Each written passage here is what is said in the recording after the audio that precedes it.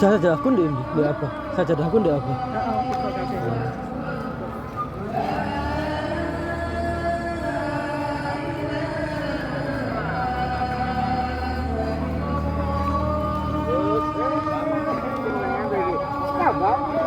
Tambah kuru.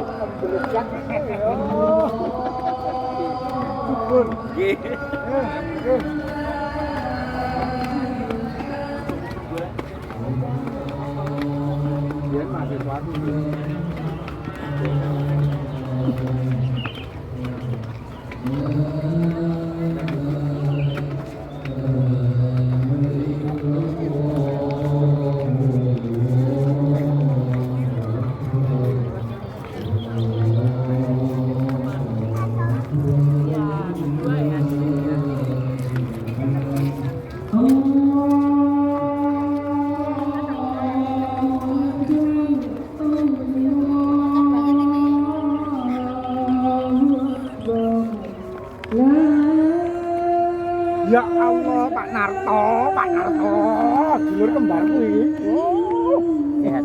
Alhamdulillah. Yuk, tak ngobrol.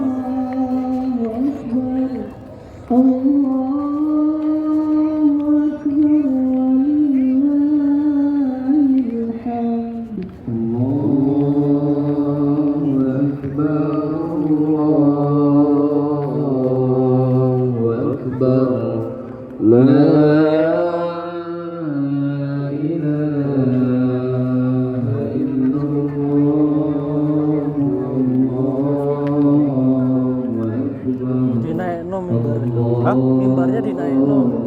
Ya.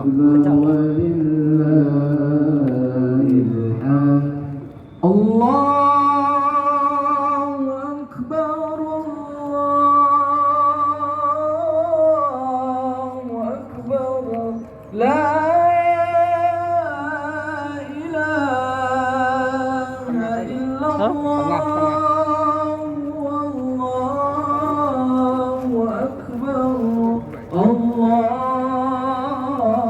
Akbar, walillahil hamd. Allahu Akbar, Allahu Akbar. Salah satu momentum keagamaan untuk mendekatkan diri kepada Allah melalui ibadah kurban. Di samping memiliki spirit sosial yang tinggi, ibadah kurban sesungguhnya merupakan manifestasi ketakwaan seorang hamba kepada Tuhannya. Perintah kurban sendiri sudah diperintahkan oleh Allah sejak generasi pertama umat manusia, yaitu Nabi Adam, ketika menengahi konflik di antara kedua putranya, yaitu Qabil dan Habil. Al-Quran mengabadikan kisah ini, watlu alaihim naba abnai Adam bil haqq idh qarraba qurbanan fatuqabbila min ahadihima walam yutaqabbal minal akhar qala la aqtulannak qala innama yataqabbalullahu minal muttaqin. Dan ceritakanlah wahai Muhammad yang sebenarnya kepada mereka tentang kisah kedua putra Adam. Ketika keduanya mempersembahkan kurban, maka kurban salah satu dari mereka berdua, yaitu Habil, diterima, sementara dari yang lainnya, yaitu dari Qabil, tidak diterima. Maka Qabil berkata, sungguh aku pasti akan membunuhmu. Maka Habil menjawab, sesungguhnya Allah hanya menerima amal dari orang-orang yang bertakwa. Ayat tersebut mengisyaratkan bahwa penerimaan kurban yang dipersembahkan oleh Habil hanyalah karena ketakwaannya kepada Allah. Derajat takwa yang diperoleh oleh Habil disebabkan oleh keikhlasannya mempersembahkan kurban hanya karena Allah.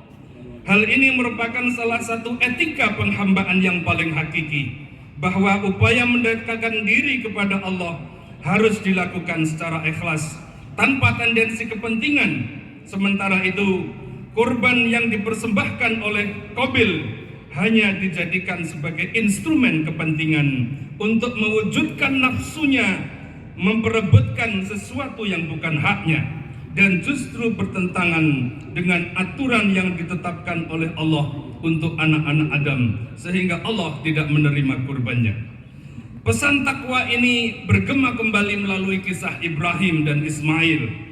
Beberapa generasi kemudian, keduanya merupakan ayah dan anak yang saling mencintai karena Allah, sehingga Allah mengujinya dengan perintah kurban yang ekstrim, yaitu menyembelih anaknya dengan sendiri yang sedang beranjak remaja sebagai bentuk ketaatan sepenuhnya kepada Allah. Al-Quran mengabadikan dialog mereka.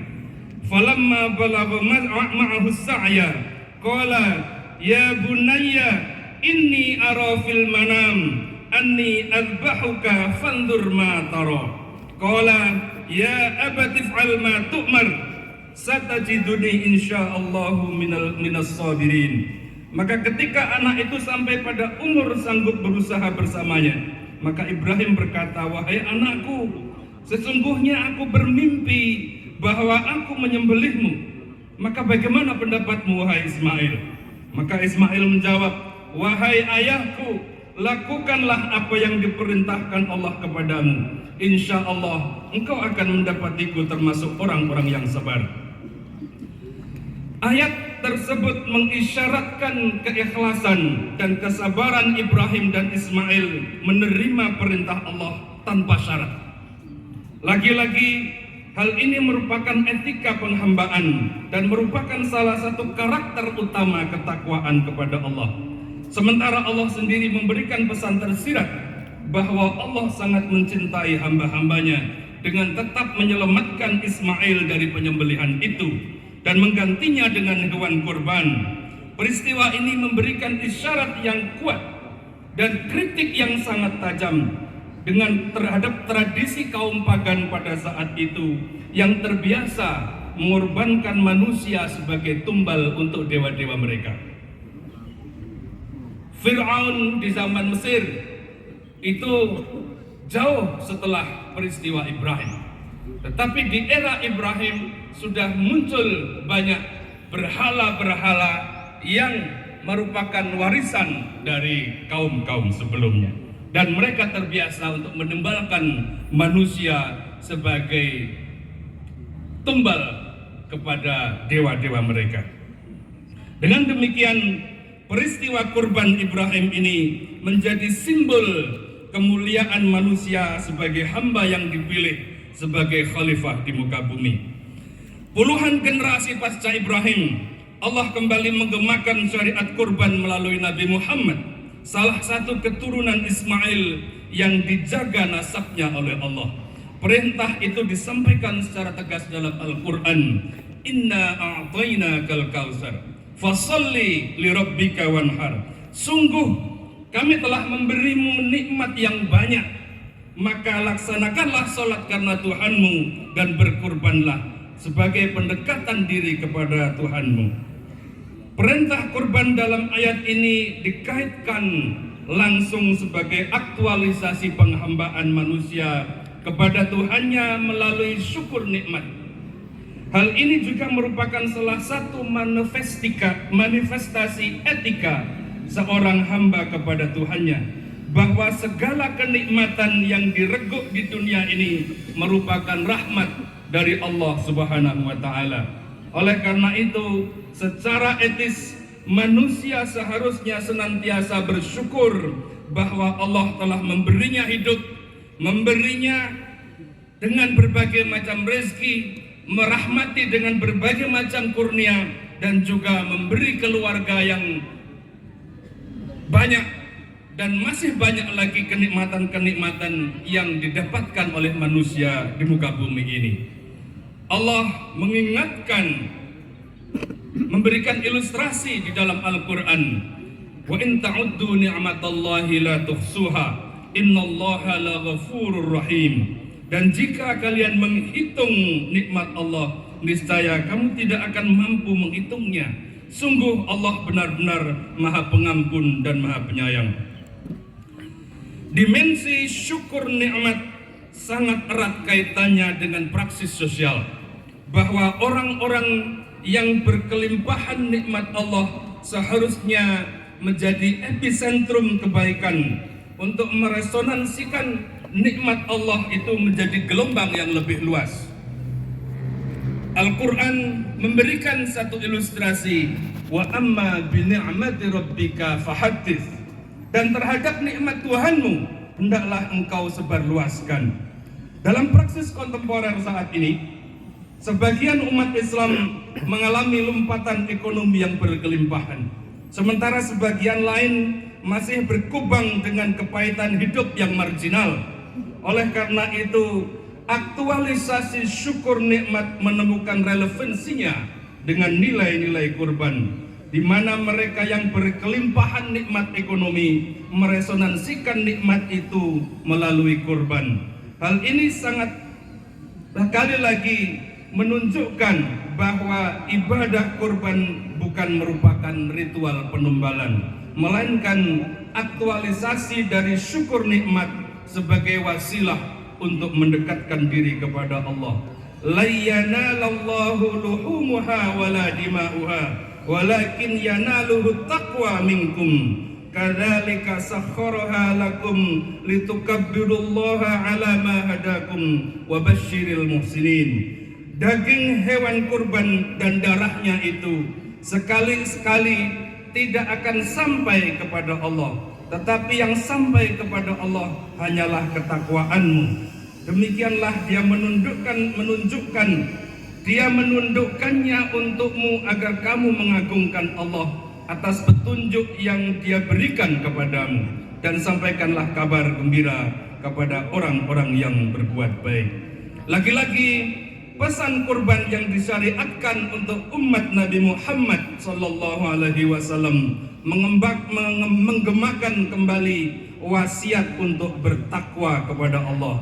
Sebuah pesan yang sama dan berkesinambungan sejak pertama kali kurban disampaikan perintahnya di era Nabi Adam. Hal ini menegaskan bahwa pesan takwa merupakan pesan universal agar manusia sebagai hamba Allah senantiasa mendekatkan diri kepadanya. Allahu Akbar, Allahu Akbar, Allahu Akbar walillahil hamd. Abad modern ini saat ini telah tumbuh menjadi era yang bergelimang kelimpahan ekonomi. Untuk pertama kalinya dalam sejarah umat manusia, pendapatan setiap orang secara umum meningkat ratusan kali lipat dari abad-abad sebelumnya. Hal ini memberikan kesempatan kepada manusia untuk mewujudkan berbagai obsesi yang diinginkan, melakukan eksplorasi lautan, eksplorasi ruang angkasa, eksplorasi geologis, dan juga berbagai macam eksplorasi mikro yang itu memfasilitasi berbagai macam obsesi manusia. Sebagian eksplorasi itu kini telah berkembang untuk memfasilitasi sifat kebinatangan dalam diri manusia. Ada sifat rakus, sifat egois, sifat untuk menentang berbagai macam fitrah kemanusiaan yang lain. Oleh karena itu, Al-Quran bahkan memperingatkan secara tegas, وَلَقَدْ ذَرَأْنَا لِجَهَنَّمَ كَثِيرًا مِنَ الْجِنِّ وَالْإِنسِ لَهُمْ قُلُوبٌ لَا يَفْقَهُونَ بِهَا وَلَهُمْ أَعْيُنٌ لَا يُبْصِرُونَ بِهَا وَلَهُمْ آذَانٌ لَا يَسْمَعُونَ بِهَا أُولَئِكَ كَالْأَنْعَامِ بَلْ هُمْ أَضَلُّ وَأُولَئِكَ هُمُ الْغَافِلُونَ. Dan sungguh akan kami isi neraka jahanam itu dari kalangan jin dan manusia. Mereka memiliki hati, tetapi tidak dipergunakannya untuk memahami ayat Allah. Mereka memiliki mata, tetapi tidak dipergunakannya untuk melihat tanda-tanda kekuasaan Allah. Mereka mempunyai telinga, tetapi tidak digunakan untuk mendengarkan ayat-ayat Allah. Mereka itu seperti binatang ternak. bahkan lebih sesat lagi. Mereka itulah orang-orang yang lengah. Ayat ini memention orang-orang yang menuhankan hawa nafsunya dan melupakan jati diri kemanusiaannya. Oleh karena itu, ibadah kurban menawarkan nilai-nilai simbolik. Sembelihlah sifat kebinatanganmu melalui kurban untuk mendekatkan diri kembali kepada Allah. Oleh karena itu, melalui momentum kurban ini, mari kita bermunajat kepada Allah. Semoga segala aktivitas ibadah kita meraih tujuannya, menjadi bertambah dekat dengan Allah, bertambah dekat dengan petunjuknya, dan bertambah dekat dengan pertolongannya, serta semakin dekat dengan ridhonya. Innallaha wa malaikatahu yusalluna 'alan nabi ya ayyuhalladzina amanu sallu 'alaihi wa sallimu taslima. Allahumma salli wa sallim wa barik ala nabiyyina Muhammadin wa ala alihi wa sahbihi ajma'in. Allahumma ighfir lil muslimina wal muslimat wal mu'minina wal mu'minat al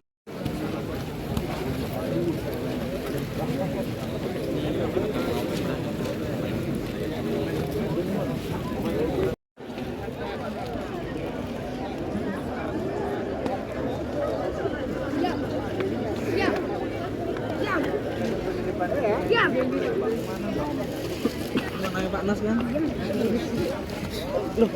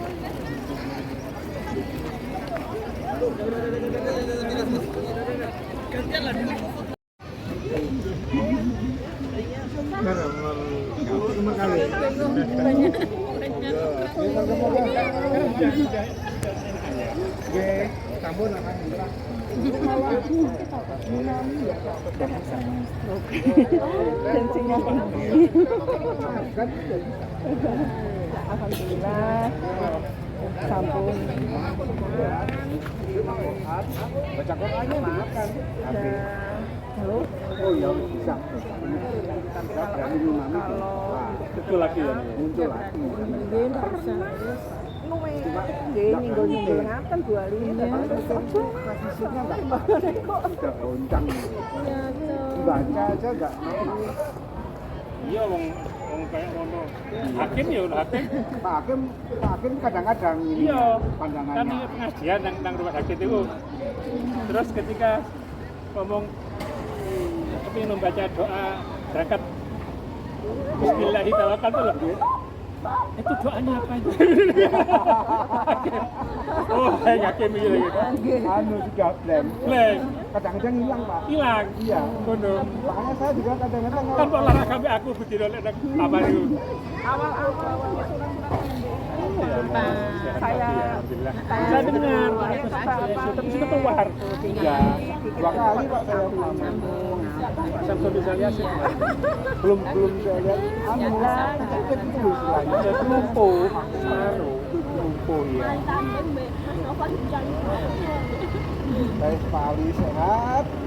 Saya udah pensiun. Udah pensiun Iya. 2 tahun. Pak Rizal. Saya Oh, jaringan. kita pun sampai pensiun tapi diperpanjang. Oh, diperpanjang. Oh. diperpanjang sampai umur 70 dan Jaringan. Oh. padahal juga Tinggal bisa di menunggu takdir diperpanjang Semangatnya sama sudah. lembaga apa nanti Iya. di pensiun Dulu kan semangatnya untuk hiburan memang betul biar masih bisa Ayo wis masih ngajar Monggo bareng.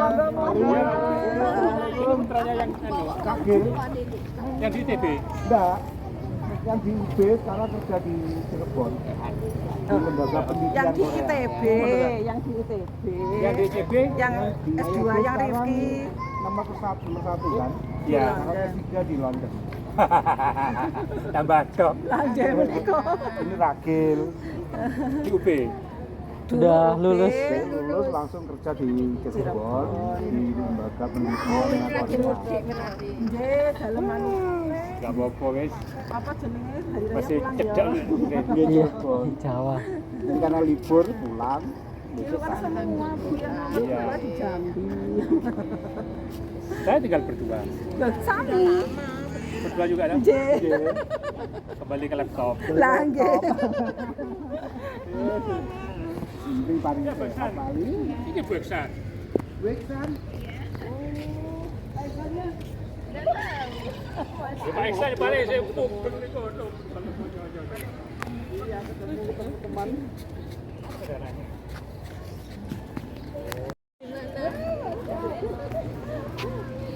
Di anu, sama ibu sama adik saya di Jakarta lagi bawa mobil. Bentar kan ibu saya ketinggalan. Oh, nggih, nggih. Monggo saya duluan. Monggo.